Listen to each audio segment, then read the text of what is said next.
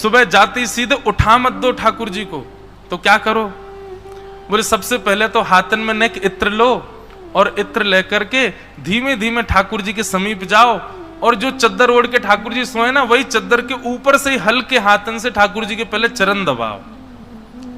अचानक ठाकुर जी उठ नहीं जाए, नन्हे बालक हैं, कहीं घबरा नहीं जाएं। अच्छा एक बात और, ठाकुर जी की सेवा के प्रति ये भाव मत रखो कि भाई ये तो परब्रह्म परमात्मा है, इनके प्रति बाल भाव क्यों रखें।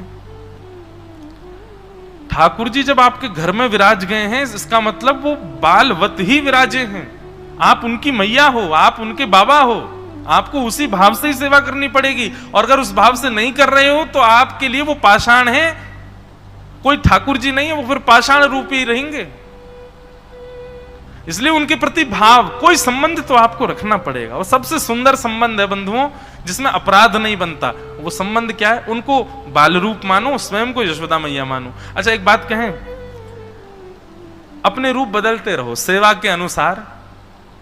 जब सवेरे उठावे जाओ तो यशोदा जी को रूप धारण कर लो, राजभोग पवावे जाओ तो गोपीन को रूप धारण कर लो, और रात्रि शयन कराओ तो श्री किशोरी जी के भाव से, श्री जी के भाव से। अब श्री जी का भाव तो हम धारण कर नहीं सकते, तो कोई कृष्ण प्रियसी गोपी के भाव से उनको शयन कराओ। 3 भाव रखो सेवा में। तो गुसाई जी आज्ञा करते हैं कि सुबह सुबह ठाकुर जी के पहले हल्के हल्के हाथन से चरण दबाओ।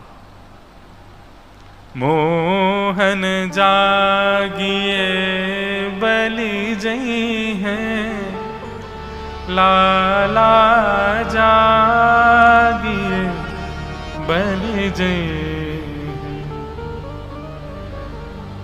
गुसाई जी वर्णन करते हैं, बोले जब यशोदा मैया उठावे जावे ना, सो ठाकुर जी उठे ना आए, बार बार चदरिया ओढ़ करके कभी यहां करवट ले लें, कभी वहां करवट ले लें, कभी और भीतर घुस जाए। बोले मैया मुंह नींद आ रही है, उठावे मत।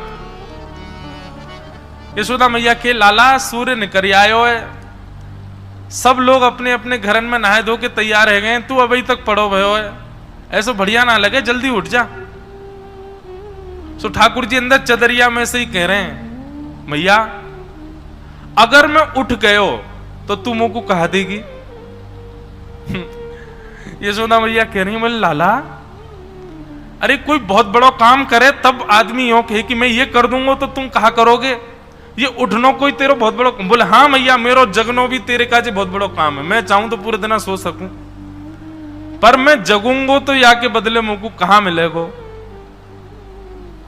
तब यशोदा मैया कह रहे हैं, तेरे कारण श्याम सुंदर, तेरे कारण श्याम सुंदर, नई मुरलिया लई हूँ लाला, नई मुरलिया लई रे, मोहन जागिए बल जय है, लाला जागिए बल जय है, मोहन जागिए बल गई है, लाला जागिए। तो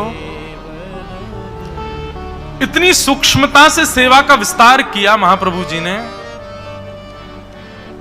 ठाकुर जी की आरती होने के पश्चात आरती दूर रखो, उनके सम्मुख नहीं होनी चाहिए। क्यों?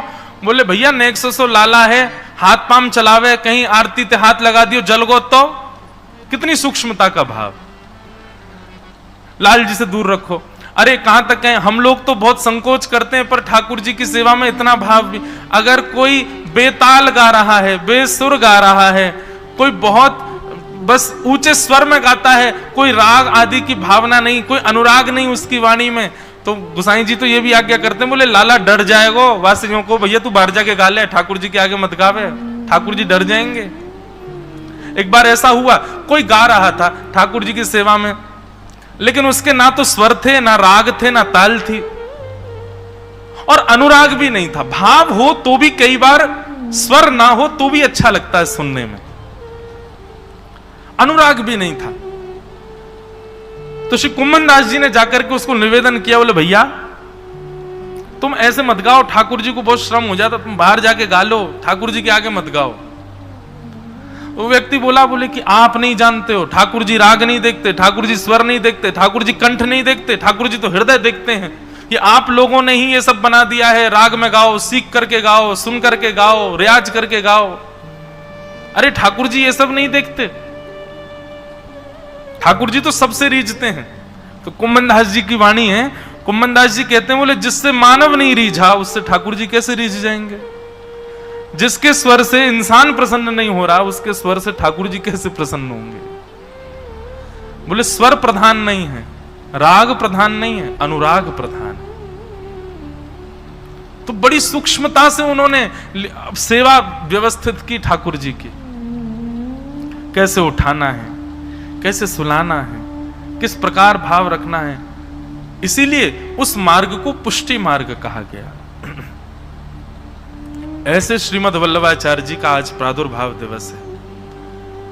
मैं इसलिए ज्यादा प्रकाश डाल रहा हूं क्योंकि उन्हीं की ही कृपा है कि मैं सेवा कर रहा हूं, आप सेवा कर रहे हो, हम आप अपने घरों में ठाकुर जी की सेवा कर रहे हैं। ये सब उन्हीं का ही अनुग्रह है। घर घर गोपाल जी बैठे हैं, आज घर घर में ठाकुर की सेवा हो रही है। तो सबसे पहला राग, उसके बाद भोग। ठाकुर जी को कोई भोग भी लगावे तो भी कुछ ना कुछ सुना करके लगावे।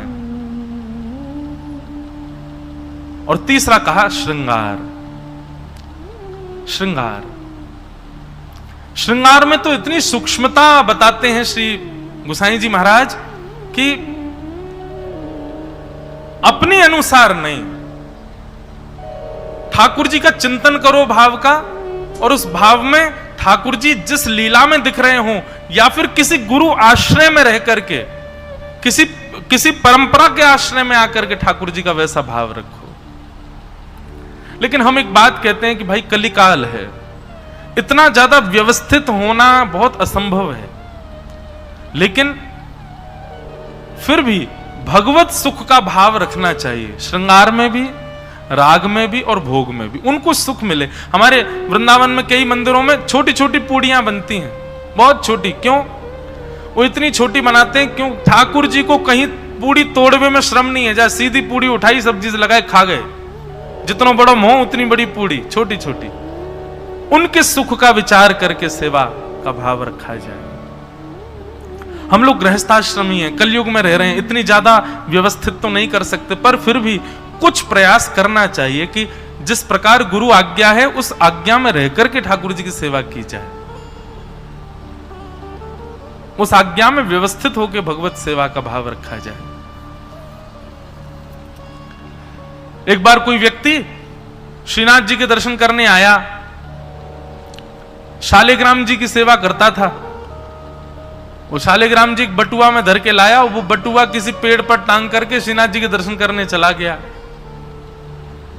कहीं ऐसे टांग दिए ठाकुर जी, दर्शन करने के लिए गया, दर्शन करके आने लगा तो महाप्रभु जी को प्रणाम किया। महाप्रभु वल्लभाचार्य जी महाराज ने देखा उसको, अपने आप ही बताने लगा, मैं भी ठाकुर जी की सेवा करता हूं, मैं भी शालिग्राम भगवान की सेवा करता हूं। महाप्रभु जी बोले, अच्छा कहां है तुम्हारे ठाकुर जी? बोले, अभी यहां मंदिर में भीड़ बहुत थी, मैं वो पेड़ पे टांगे आया हूं बटुआ, अभी जाके ले लूंगा। महाप्रभु जी को इतना गुस्सा आया, बोले ठाकुर जी को टांगवे की चीज है? तुमने कहीं टांग दिए ठाकुर जी? महाप्रभु जी को क्रोध आ गया। अब वो व्यक्ति तो वहां से चला गया, लेकिन जैसे ही वो वृक्ष के पास पहुंचा तो जैसा उसका बटुआ था ऐसे हजारों बटुआ टंग रहे थे वहां पर। अब तो वो विचलित हो गया, सारे बटुओं को खोले, सब में शालिग्राम जी और एक जैसे सारे। अब वो विचार करे, ये क्या हुआ? व्याकुल हो गया, दौड़ करके महाप्रभु जी के पास आया। बोले, मैंने आपको बताया था ना मैं भी सेवा करता हूं। बोले, हाँ। बोले, बहुत बड़ा अपराध हो गया, पता नहीं क्या हुआ, मैं ठाकुर जी को टांग के आया, वहां तो बहुत सारे ठाकुर जी आ गए हैं, अब क्या करूं महाप्रभु जी, कोई उपाय बताओ। तो बोले, कितने साल से सेवा कर रहे हो? बोले कि 20 वर्ष हो गए सेवा करते हुए। बोले, अच्छा तो ठाकुर जी को पहचानते होंगे अपने को? जाओ उन हजारों में से अपने ठाकुर जी पहचान लो कौन से हैं तुम्हारे। बोले मैंने देख लिए, सब एक जैसे लग रहे हैं। महाप्रभु जी बोले 20 वर्षों की सेवा में तुम इतना नहीं पहचान पाए तुम्हारे ठाकुर जी कौन से हैं, और तुम सेवा करते हो। इससे अच्छा तो सेवा मत करो, यह अपराध है। धन से भरा बटुआ होता, पहचान जाते कि ये मेरा है। और सबसे पहली बात, धन से भरा बटुआ होता तो तुम टांगते ही नहीं, अपने संग लेकर के चल रहे होते, क्योंकि धन का मूल्य जानते हो, ठाकुर जी का मूल्य नहीं समझते हो, इसलिए कहीं भी उनको रखियाते हो। गलत बात।